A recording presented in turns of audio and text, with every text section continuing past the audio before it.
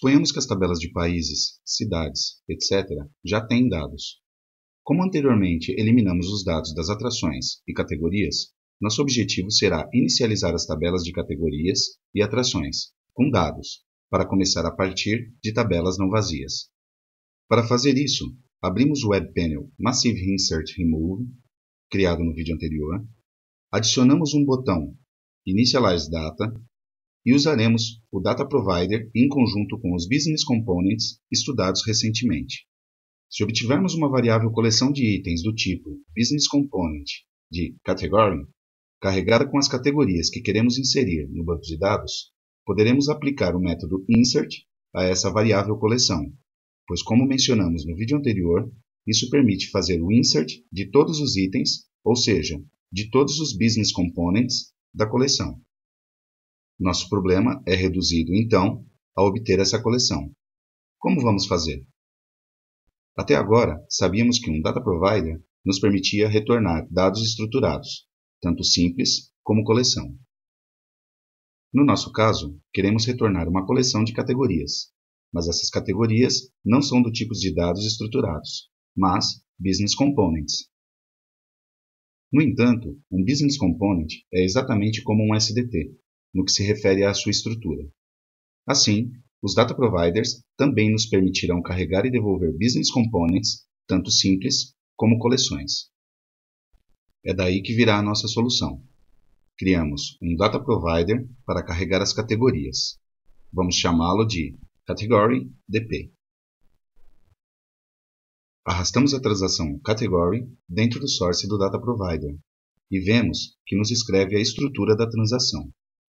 Observemos que à esquerda temos os elementos do Business Component, que estarão em memória, e que têm o mesmo nome que os atributos, mas não são. Enquanto que à direita, por padrão, estão sendo mostrados, desta vez sim, os atributos da tabela correspondente, a partir de onde o Data Provider obterá os dados para carregar o BC, que está em memória. Se isso é o que gostaríamos, o Data Provider deve retornar uma coleção deste Business Component, uma vez que a tabela tem muitos registros. Se vamos às propriedades, vemos que a propriedade Output assumiu o valor do Business Component, mas a propriedade Collection não está como True, como precisamos. Então, a alteramos e nos aparece a nova propriedade de Collection Name, que por padrão assume o nome do Data Provider. O alteramos para Category Collection. E também não queremos carregar essa coleção com dados do banco de dados, mas queremos atribuir-lhes novos valores, especificados por nós. Portanto, um por um, vamos escrever grupos associados aos itens da coleção. Como Category ID é um atributo autonumerado, não precisamos atribuir-lhe valor quando queremos inserir um registro, que será o que faremos mais tarde. Então, diretamente excluímos essa atribuição. E como o que queremos retornar é uma coleção de nome Category Collection, mesmo que não seja necessário, porque ao colocar para a propriedade Collection o valor True, o Data Provider já sabe que retornará uma coleção a qual chamará dessa maneira, para esclarecer o código, podemos explicitar o que GNexus já interpreta, encerrando todos os grupos Category dentro do grupo Category Collection, que corresponde à coleção.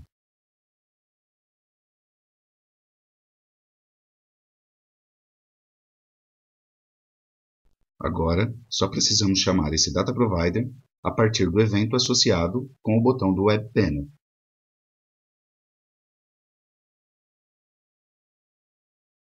E, em seguida, inserir no banco de dados. Agora, teríamos que inicializar a tabela de atrações. Da mesma forma, criaremos um Data Provider Attraction DP. Arrastaremos a transação, da qual já obtivemos o Business Component, e vemos que cada elemento do Business Component é inicializado por padrão com o atributo correspondente da tabela. Novamente, vemos que somente os atributos presentes fisicamente na tabela são levados em conta, não aqueles que são inferidos na transação ou fórmulas. Como não nos interessa carregar atrações existentes, pois na verdade executamos esse data provider para carregar os primeiros dados, eliminamos todos esses atributos e incluiremos manualmente esses valores. Além disso, como o ID é autonumerado, não é necessário atribuir valor para este elemento do Business Component. As fotos das atrações serão atribuídas mais tarde, por isso também removemos esse atributo. Como aqui estamos atribuindo os valores de Country ID, City ID e Category ID de memória, eles podem não existir nas tabelas correspondentes. Se alguns dos valores não existirem, no momento da tentativa de inserir os registros com o Business Component, os controles de integridade referencial correspondentes serão disparados e a inserção falhará. Para evitar a atribuição de valores que podem não existir, usaremos a fórmula FIND para localizar os identificadores corretos a partir dos nomes do país, da cidade ou categoria. Observemos que as fórmulas FIND estão acessando o banco de dados apenas para procurar os identificadores correspondentes aos nomes que usamos, mas o restante dos valores atribuídos ao Business Component são fixos. Como fizemos com o Data Provider das categorias, devemos colocar a propriedade Collection em True, já que vamos retornar muitas atrações e também ajustaremos a anotação no Source, fechando os grupos dentro do grupo Attraction Collection, para indicar que é uma coleção de atrações. Para carregar também as fotos das atrações, uma possibilidade é inseri-las primeiro, como objetos de imagem na KB.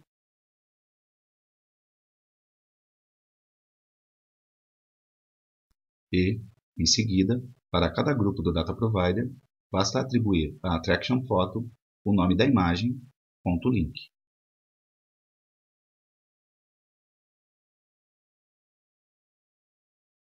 Agora falta somente chamar o Data Provider para retornar a coleção carregada.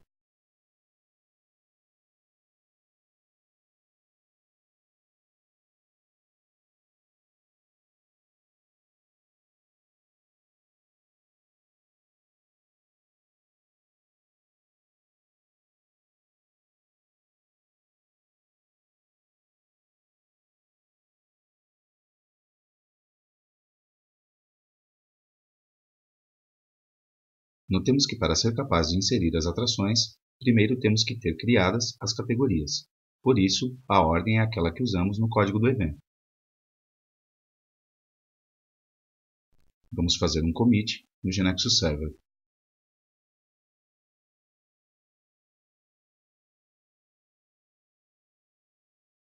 Neste vídeo, vimos como um Data Provider não só permite carregar uma estrutura com dados do banco de dados, mas também a partir de dados fixos. Mas também pode fazê-lo através de outras fontes externas, como poderá estudar em cursos mais avançados. Também vimos que um Data Provider permite carregar a estrutura de um Business Component e não apenas de um SDT, tanto simples como coleção. Por último, vimos que no caso da estrutura ser do tipo coleção, poderemos aplicar métodos que afetam todos os itens da coleção, em uma única operação, como por exemplo, insert e delete.